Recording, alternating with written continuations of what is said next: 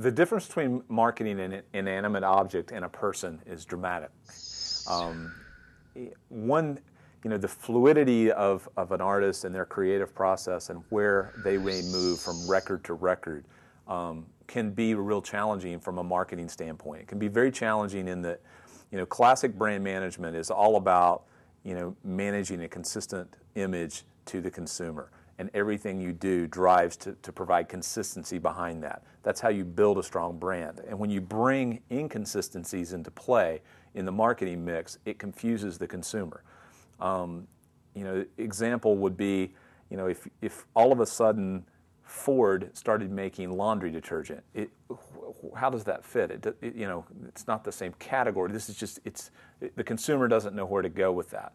And I think the music industry, traditionally we've given artists, and artists have taken a lot of liberties to explore different things creatively, and they do that at the risk of really confusing their consumers and their fans.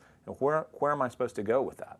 Probably one of the most high-profile one of those would have been Garth Brooks when he did, his project, which I'm drawing a blank on the name of the pseudonym he used, Chris something, I believe, but his fan base, which was rabid, and he was selling unprecedented levels of records, really didn't know what to do with Garth when he became this alter ego pop star.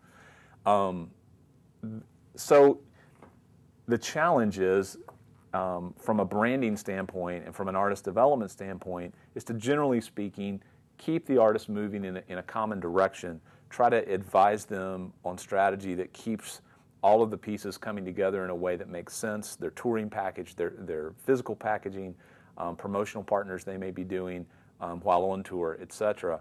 But at the same time, giving them enough wiggle room to explore creatively, and so that they don't go stale. When you're marketing Coca-Cola, the bottle hasn't changed in 100 years. The formula, well, it changed once, but the formula hasn't changed in 100 years. And it's a lot easier on the marketing from that standpoint.